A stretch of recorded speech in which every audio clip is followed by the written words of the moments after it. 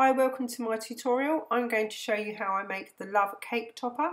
I'm also going to show you how I make the beautiful ruffle that's on the bottom tier of this cake. As you can see, I've painted mine in gold, but you can make this in any colour you like.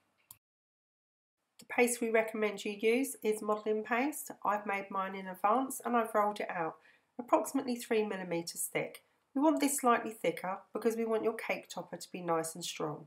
The paste is rolled out, we place the cutter on top and we apply pressure with our hand. Slide the cutter around your mat so you can feel the mat underneath. This will ensure you've got a nice clean cut. Once you're happy that you've cut through the paste, turn it over and remove the excess. Using a pointed tool, you now want to remove the sections that you don't need between the letters.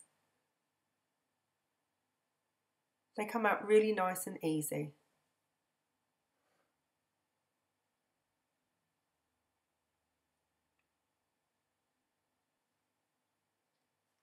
Turn your cutter over and using a soft brush you can push your Love cutout through. As you can see, your cutout comes out nice and easy. If you do struggle, it will be because your paste is too sticky or because your paste is too thick.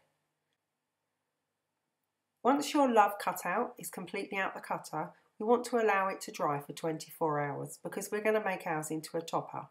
So I place mine on a foam pad. If you wasn't going to be making it into a cake topper, you could attach it to the side of your cake using water or edible glue. Once the sugar was completely dry, I painted mine in an edible gold.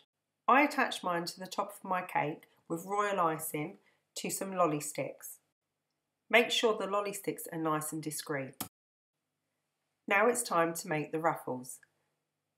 I've made mine with modelling paste. You can make this yourself with a little Tylo and some fondant, or in other countries they call it gum paste. If you make it with fondant only, you'll find that it's too floppy. Roll your paste out nice and thin. To make the ruffles, I've used a 4cm round circle cutter. The modelling paste has been rolled out. I turn it over, place the cutter on top, apply pressure all the way around the cutter, and then I move it around my mat to make sure that I'm getting a nice sharp cut. I'm going to cut out another one now. As you can see down the side of my mat, I've already prepared some in advance.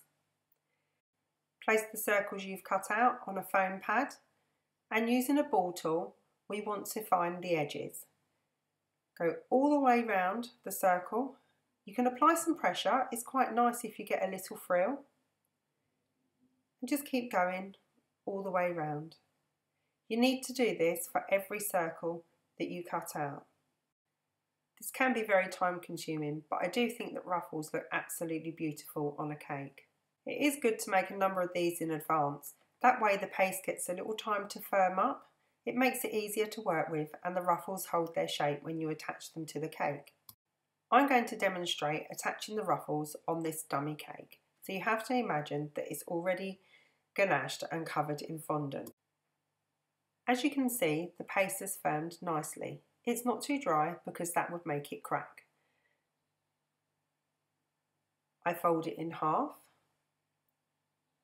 and then I twist it and then I pinch the bottom. And here you can see you have a very pretty ruffle. The edges are nice and fine. If they're not fine, they will look thick and clumpy. I use water in my water pen, or you can attach with edible glue. Place the ruffle on the side of your cake. I use the end of a paintbrush or the small end of the ball tool just to attach it to the cake. And then you move on to the next one. Exactly the same process. And you continue to do this all the way round. Attaching again next to the one before. You can use your end of a paintbrush or your small ball tool just to give them a little tweak. You don't want them collapsing onto each other. We're just going to attach another one. This may feel a little bit fiddly at first, but you will quickly get the hang of it. And as I said before, a ruffle effect on the tier of a cake does look very, very pretty, especially on a wedding cake or any celebration cake. I'm going to show you the ruffle technique again, but this time in slow motion. If I was a little fast for you before, you should be able to see this better. You just continue to keep adding ruffles as you go. Keep making a number of them in advance and keep attaching them to your cake, approximately 10 to 15 of them at a time. I would normally go the whole way around the bottom of my cake, and then I would start to apply the second layer in between. You don't want them to look like they're in rows. If the bottom layer starts to collapse, this means that the ruffles aren't dry enough yet, so give it a little while before applying the next layer. Here is a cake I made with the Love Cutter for Valentine's Day. I hope you've enjoyed watching. If you like what you've seen and you'd like to be kept up to date, please hit the subscribe button.